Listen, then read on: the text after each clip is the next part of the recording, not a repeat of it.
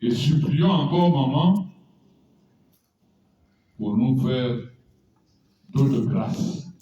Parce quand elle dit que c'est ceux qui ont la foi qui vont avoir leur porte ouverte, moi j'ai peur. C'est pourquoi il faut qu'on demande à maman de nous donner cette foi-là d'abord.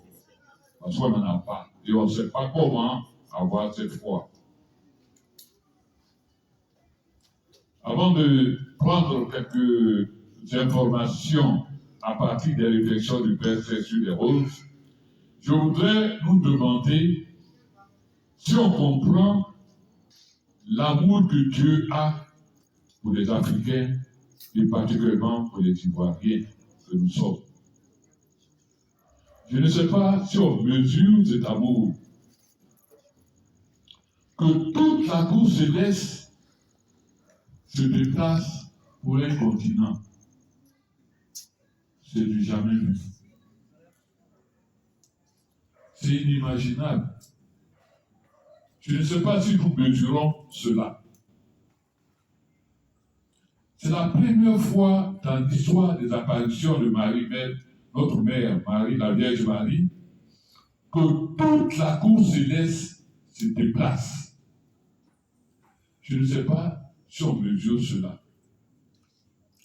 Et à travers ces roses vivantes, Dieu veut nous montrer encore combien il nous aime et combien nous avons du prix à ses yeux.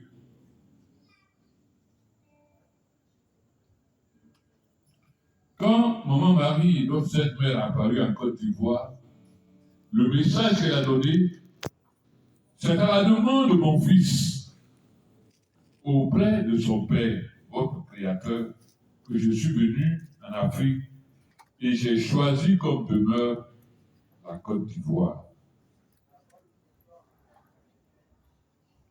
Et elle décrit la feuille de route. Je suis venu pour vous libérer de la sorcellerie et de tout ce qui tourne autour de la sorcellerie. C'est le 1. De briser les pactes ancestraux que vos aïeux ont conclus, qui ont encore des influences sur vous. Ça, je vais revenir encore pour expliquer. Et enfin, pour vous redonner votre identité, du fait de ces multiples choses, pour que l'Afrique renaisse. Mais, maman nous revient encore à travers ces roses. C'est pour nous libérer de tous les blocages qui nous empêchent d'être ce que nous devons être, à travers encore ces roses.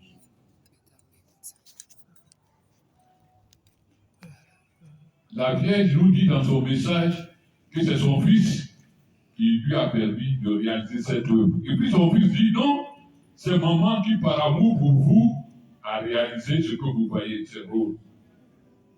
Qu'est-ce qu'on peut comprendre dans ça?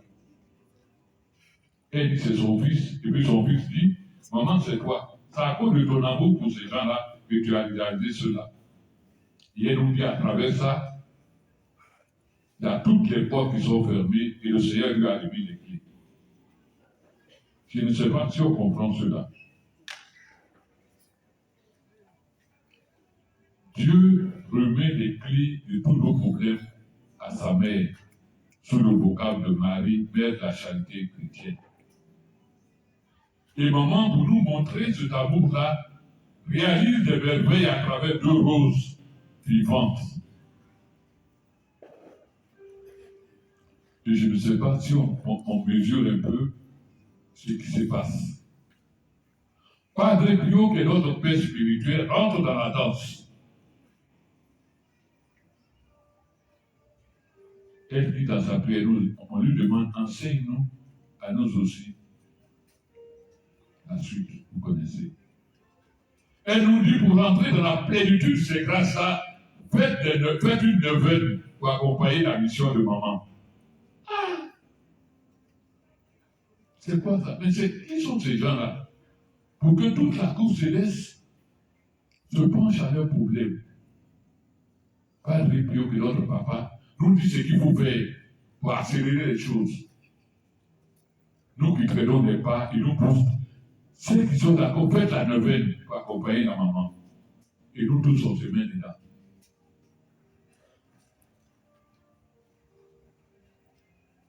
Maman nous dit qu'à travers ces roses-là, c'est la libération de tous les Africains. Il n'a pas dit Africains seulement ici. Hein. Ceux qui sont dans les diasporas, ceux qui sont dans les pays africains, qui ont les mêmes problèmes que nous. Elle décide d'aller pour régler ce problème-là. N'est-ce pas sa mission? Nous libérer de tous les blocages, sorcellerie, envoûtement, que sais-je encore. Et comme ça ne suffit pas, Saint-Michel-Archange rentre dedans. Mes frères, suivez ce qu'on vous dit. Suivez maman, accompagnez-la. C'est important. Ce n'est pas Saint-Michel qui nous accompagne dans les purifications. C'est Saint-Michel qui est encore devant, qui accompagne la Vierge dans les missions. Tout obstacle sera levé devant maman pour qu'elle ouvre les portes à travers Saint-Michel. Est-ce qu'on peut demander encore ça? Et on va se poser la question, mais pourquoi Saint-Joseph ne parle pas? Mais Saint-Joseph, il est toujours à côté de son épouse. L'homme discret, l'homme efficace. Lui, il parle et les gens agissent. Il n'a pas besoin de faire des discours. Il est toujours présent. Il est toujours à côté de son épouse. Il est à côté de son fils. Lui préfère agir plutôt que de faire des discours. Je ne sais pas si on mesure cela.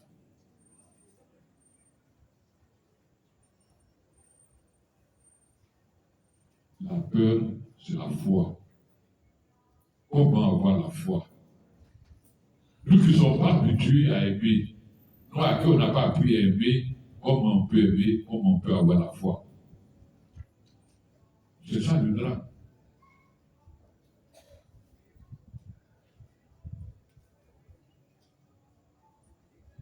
Aujourd'hui, à l'image de Marie, vous avez abandonné tout pour être là ce soir, pour être à côté de votre mère, pour prier, pour rentrer dans une nouvelle année jubilée.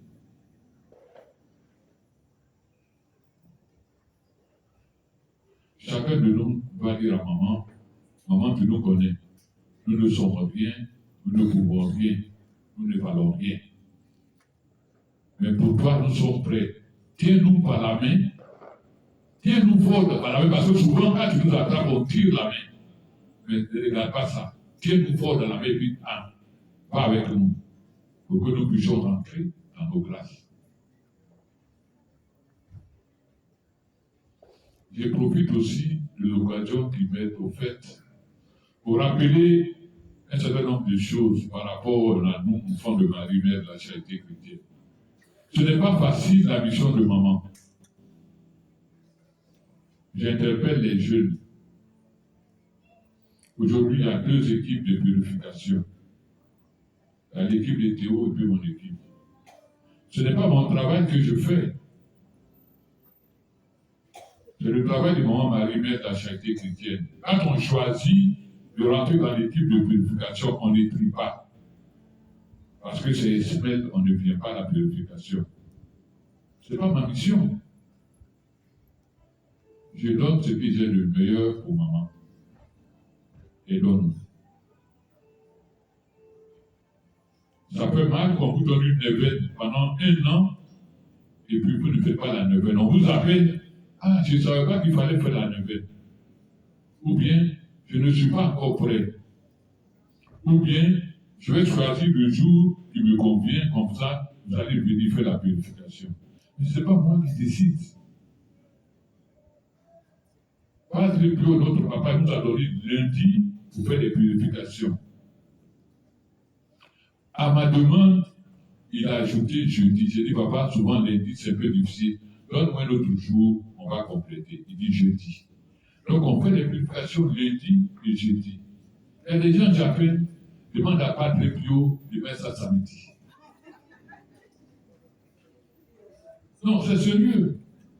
Moi, je n'ai qu'à aller demander à Padre Pio pour pas faire la purification chez lui samedi. Mais qui je suis? Qui suis-je? Déjà que j'ai dit, il m'a donné jeudi, ça ne suffit pas. Tu vas lui dire, peut-être qu'après vous devez demander dimanche aussi. Vous savez, quand tu t'avais donné lundi, de temps en temps, on négocie avec Chantal pour voler un autre jour. Un jour, pas que nous interpeller. Pour nous dire, le jour qu'il nous donne là, c'est le jour où il est disposé à nous accompagner. Les autres jours là, il n'est pas avec nous. Il ne faut pas qu'on cherche des problèmes. C'est quand on aime quelqu'un qu'on lui dit des choses comme ça. Si on pouvait nous laisser, et puis aller nous casser la tête. Et donne-nous à nous aider. Ce qui se passe ici là, peut-être qu'on ne mesure pas. On ne mesure pas. Mais c'est la grâce la plus abondante qu'un être humain sur terre peut avoir quand vous communiquez avec Dieu de manière permanente. Malgré ce que nous sommes, nos colportages, nos hypocrisies, nos mensonges, nos manques de charité,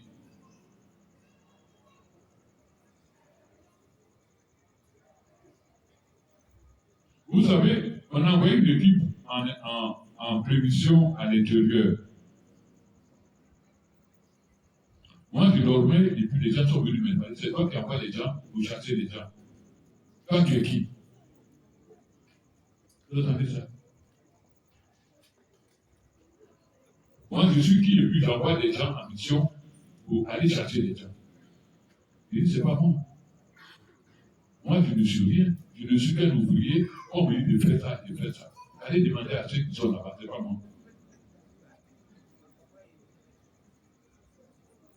Il y a des frères, le jour de purification, ils tombent malades, on les envoie à l'hôpital. C'est des attaques. Mais je suis sûr que parmi vous là, personne ne prie pour l'équipe de purification. Personne ne prie. Quand on vient chez vous après, oh, nous on va, souvent on ramasse des casseroles. Personne n'a dit ça. Mais je vais prier même pour nous. Demandez même une messe pour l'équipe de purification. Mais on ne demande pas, on n'exige rien. Soyons charitables dans la prière, dans le soutien. Dieu nous a tant aimé qu'il a donné son Fils. Et son Fils nous a tant aimé qu'il a donné sa maman. Et sa maman pour nous, elle dit que tant qu'elle n'a pas fini sa mission, elle ne retournera pas. Qu'est-ce qu'on peut encore? Tout à l'heure, Chantal parlait d'un certain nombre de choses. Vous savez, maman nous donne des prescriptions, et quand on sort, on va chez les marabouts, on va chez les charlatans. Et quand quelque chose arrive, on dit maman ne nous a pas aidé, ne nous a rien fait. Il y a beaucoup d'enfants qui sont dans le même cas. Il y en a qui sont malades. Ceux qui ont la foi, qui sont persévérants, ils sont malades, mais ils vivent et ils vivront longtemps. Mais ceux qui n'ont pas la foi, dès qu'ils disent maman qui va ailleurs, la maladie s'aggrave et ils en meurent dedans. Et on dit c'est maman. C'est pas maman. Vous pensez que nous qui sommes, on n'a jamais été malades? Nous aussi, on est souvent malades, mais on fait confiance à maman. Soyons forts, soyons courageux. Dieu nous aime et on ne peut pas mesurer l'amour que Dieu a pour nous. Que Maman Marie nous aide à avoir la foi pour rentrer dans son carré. Merci.